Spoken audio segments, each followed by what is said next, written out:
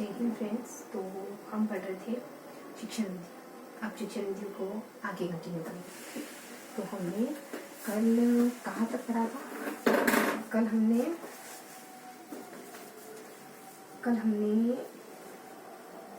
Page number 9.9 यानी page number 9 पर 9 question कर लिए हमने।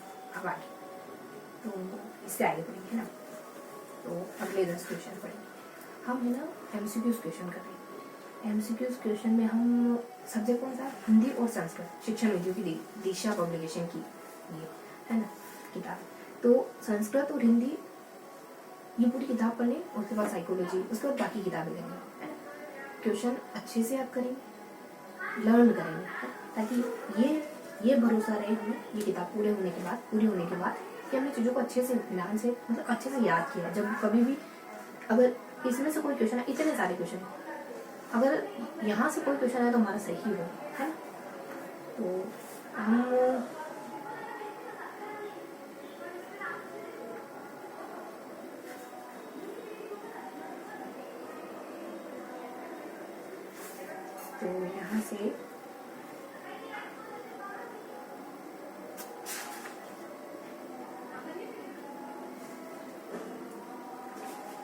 यहाँ से यहाँ तक ऊपर के 3 प्रश्न आ रहे हैं।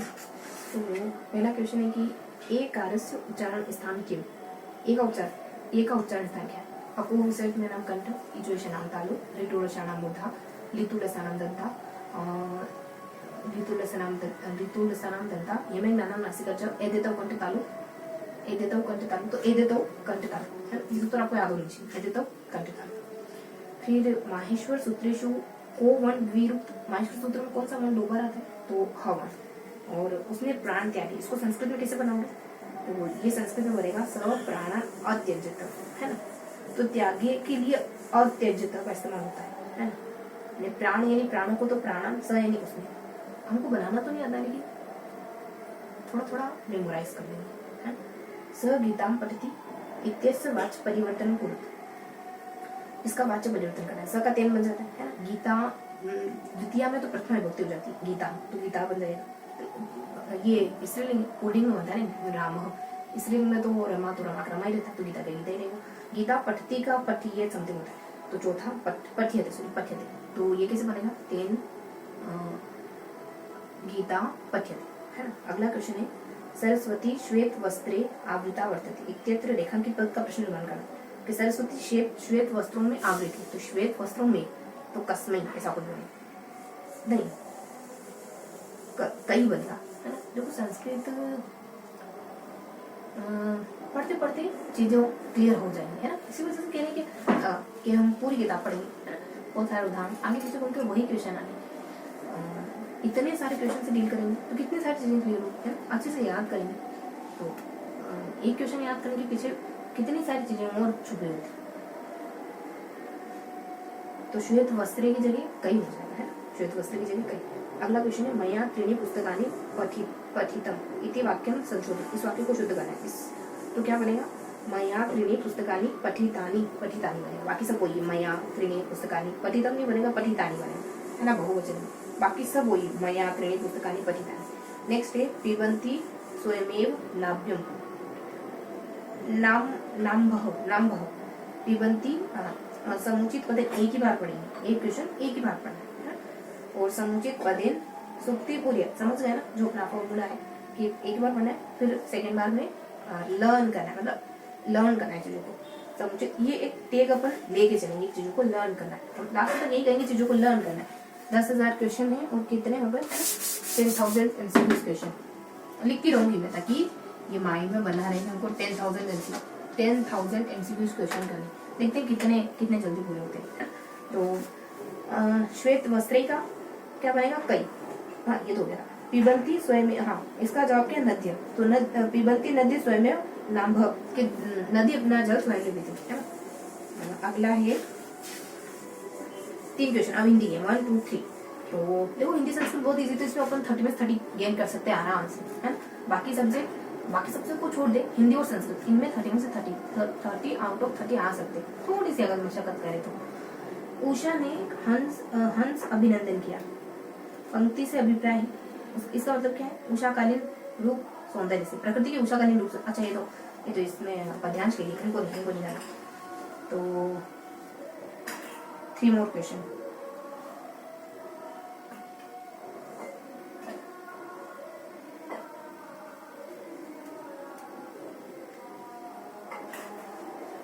हाँ, इसके व्याकरण वाले क्वेश्चन अपन कर लेंगे, करेंगे 1 2 3। एक क्वेश्चन आगे बढ़ेंगे कि निम्न पंक्ति में रूपक अलंकार प्रयुक्त हुआ। कौन सी पंक्ति में रूपक अलंकार का उदाहरण? कमल कोमल रूप में सप्रेत, कमल रूपी, कमल जैसा कोमल, ऐसा कुछ होगा।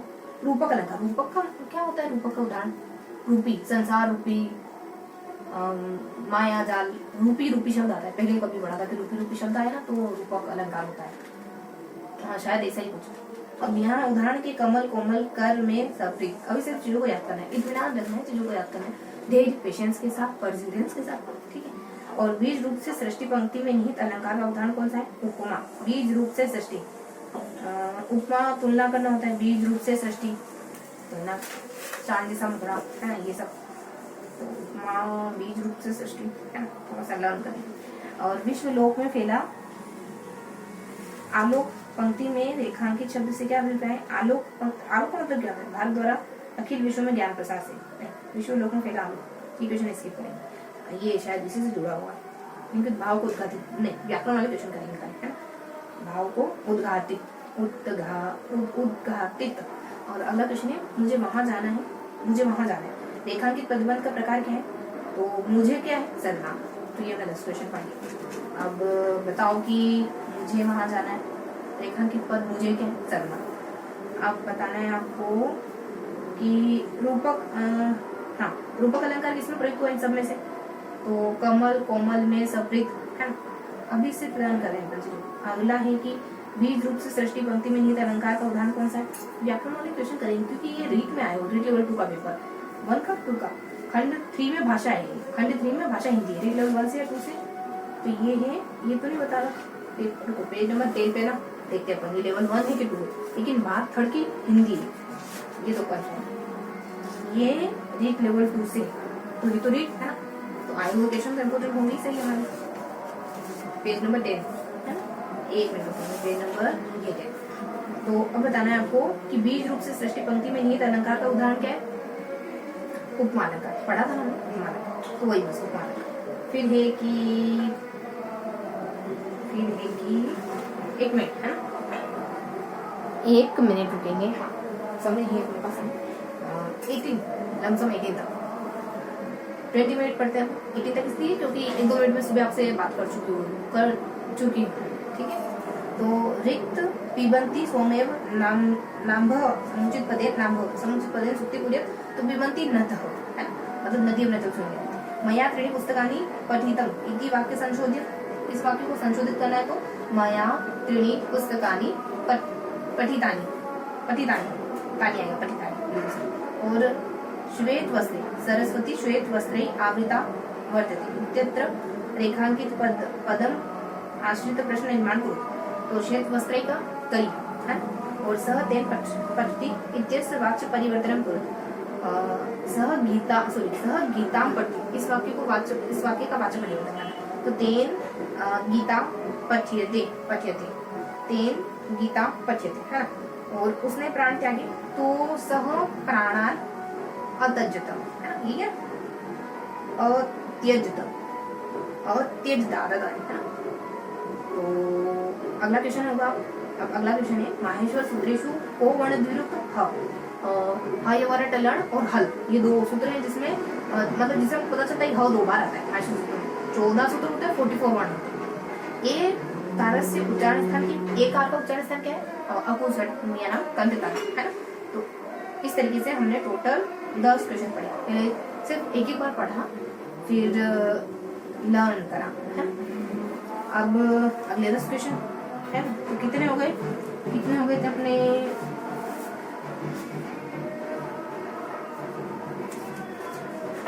कितने हो गए ना? 85 है ना,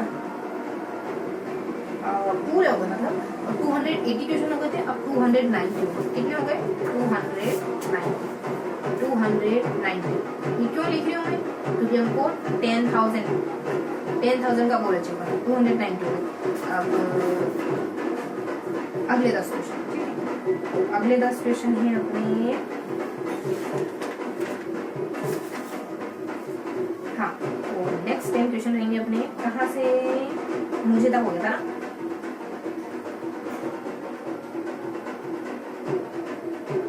तो 76 तक, 67 to 76 यहाँ तक ये पूरा क्वेश्चन थोड़ा सा यहाँ है। स्वयं अपने पास होने पर भी किसी अन्य की वस्तु का उपयोग करना। स्वयं अपने पास होने पर भी अर्थ प्रकट करने वाली सही लोकोक्ति कौन सी? अपना अर्थ पराया शब्द, है ना, सिंपल सा। माथो मुंडवा राजस्थानी मुहावरे का सही अर्थ निम्न तरह से क्या है? अपने मुहावरे ही राजस्थानी मुहावरे तो नहीं आएंगे, वो तो नहीं बनाया। मुहावरे तो है अपने पर, राजस्थानी मुहावरे ही क्या? मुहावरे ही क्या करें, पढ़े या नहीं पढ़े, मुहावरे तो है। देखो जो सही होगा आपके लिए वो करेंगे, पढ़ लेते हैं, है ना। मतलब मुहावरे पता नहीं राजस्थानी मुहावरे कुछ, एक क्वेश्चन भरे, पढ़े या नहीं पढ़े, या फिर रहने दें, क्या करें? नहीं पूछेंगे तो इसे इक्वेशन की जगह दूसरा इक्वेशन पढ़ेंगे, है ना, नहीं पूछो। चलो तो 77 तक हो जाएगा, 78 तक हो जाएगा। एक में एस्टरिस्क मार्क्स का एस्टरिस्क मार्क है, और एक ये राजस्थानी मुहावरे वाला है, लोकेशन और आगे 76 से 78 हो गया। तो देव गंगा हिमालय से निकलती है, देवगंगा हिमालय से निकलती है। वाक्य में प्रयुक्त कारक का नाम बताओ। हिमालय से तो अपादान से, है ना, घोड़े से गिरना वो सब। तुल्यता सूचक चिन्ह का, तुल्यता बीच में वो विदेश का ना, वो नहीं, तुल्यता बराबर वाली पहचान। शिक्षित यानी पढ़ा लिखा, है ना। और अगला क्वेश्चन है कि किंडरगार्टन जर्मन भाषा का शब्द जिसका सही अभिप्राय क्या होता है? बच्चों का बाग या बच्चों का बगीचा। किंडरगार्टन थोड़ा सा अलग है, ये शब्द थोड़ा सा नहीं, इसका मतलब है बच्चों का बगीचा। किड्स और गार्डन ये तो बन जाते हैं, लेकिन किंडरगार्टन ये जर्मन भाषा का शब्द है। किड्स और गार्डन होता है, इंग्लिश भाषा का शब्द हो जाता है। डाल्टन प्रणाली के आविष्कारक कौन है? पार्खस्ट, है ना, पार्खस्ट। डांटना नहीं, अगर एक प्रॉमिस करो कि अगर आप मुझे इस दिन दोस्तों के साथ पार्क में देखेंगे तो वो डांटेंगे नहीं, है ना। निम्नलिखित में से मौखिक भाषा कौशल का सही उदाहरण कौन सा है? कहानी सुनाना और सुनना, है ना। सुनाना मौखिक भाषा कौशल। और कहानी कौन सा कौशल उच्च प्राथमिक स्तर पर बोलना कौशल विकास के अंतर्गत आता है? तो बोलना, वाद प्रतियोगिता में प्रतिभागिता करना, ये कौन सा कौशल है? बोलना कौशल। भाषा की अच्छी पाठ्य पुस्तक की प्रमुख विशेषता क्या है?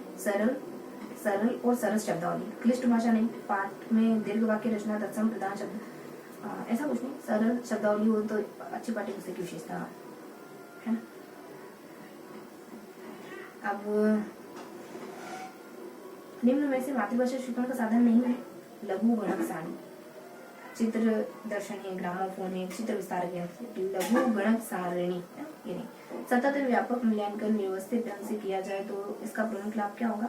विद्यार्थी सत्र पर्यंत अध्ययनशील है ना, अगर कंटिन्यूस होगा। केवल आंतरिक मूल्यांकन होता है, सत्र पर्यंत वह बनाया जाता है, असौफल विकास है।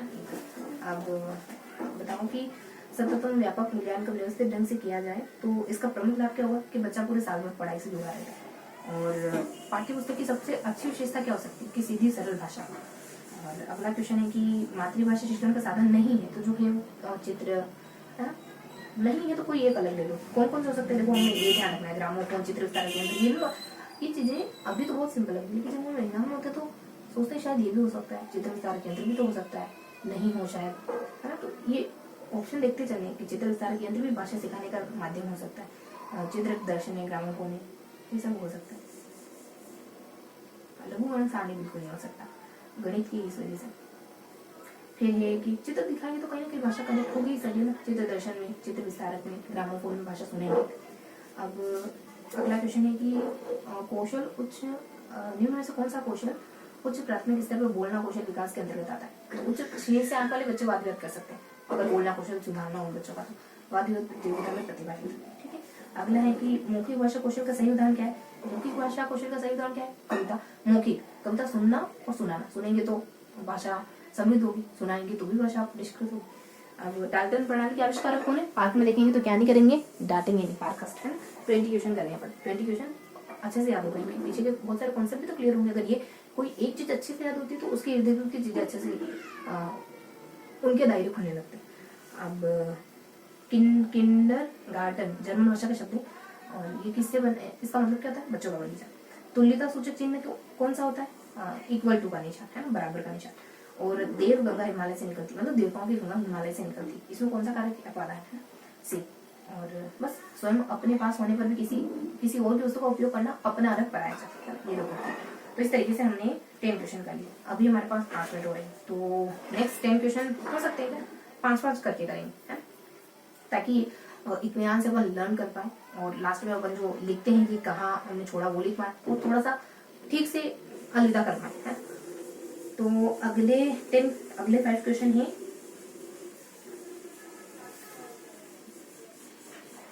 ठीक है, 83 तक है, कुछ इधर से कुछ इधर से।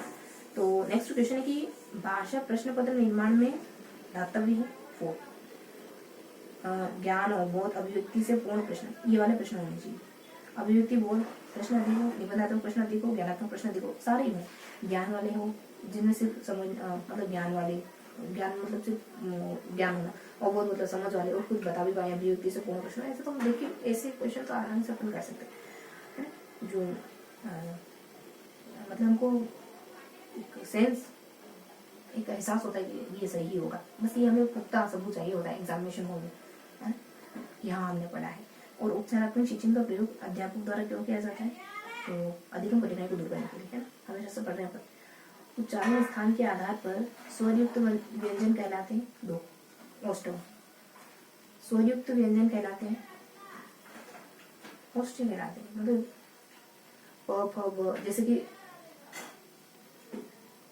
देखो इसमें कोष्टक में दे रखा है प फ ब भ म उ और उ। स्वरयुक्त व्यंजन क्या कहलाते हैं? ओष्ठ्य कहलाते हैं, उच्चारण स्थान के आधार पर।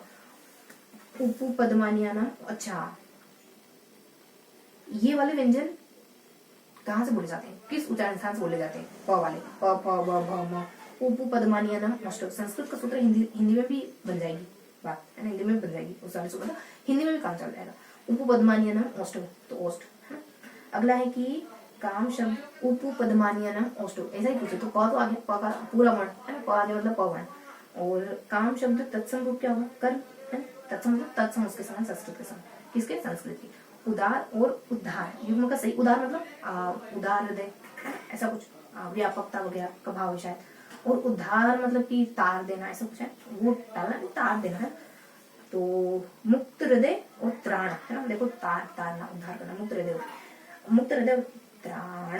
तो अब आप बताएंगे कि उद्धार का मतलब क्या है? मुक्त हृदय और त्राण करना। और पूरा वर्ग, प वर्ग का उच्चारण स्थान क्या है? उपपद्मानियाना ओष्ठ्य। और काम शब्द का तत्सम रूप क्या है? कर्म। और 2 क्वेश्चन है कि उपचारात्मक शिक्षण क्यों जरूरी? बच्चों की कठिनाइयों को दूर करने के लिए। भाषा प्रश्न पत्र निर्माण में धातव्य, प्रश्न पत्र बना रहे तो क्या क्या ध्यान रखिए? बच्चों से ज्ञान के, अवबोध के, अभिव्यक्ति के, मतलब निबंधात्मक सभी प्रकार के प्रश्न पूछा। तो ऐसा करके हमने 5 क्वेश्चन कर लिए, ठीक। अभी समय शायद होगा अपने पास, है ना, 18 हो गए, लमसम 19 हो गए, तो मैं सब खत्म करते हैं, ठीक है। तो ऐसे करके लगभग हमने 20 to 30 क्वेश्चन पढ़े, है ना। अब थोड़ा सा मेंटेन करेंगे कि हमने क्या कितना, है ना, अगला कहाँ से शुरू करना है, ये सब थोड़ा सा मेंटेन कर लेंगे। हाँ, तो पढ़ा हमने पढ़ा ना 200 मतलब 300 हो गए, 700 लेफ्ट हैंडर्स। और कितने हो गए? तो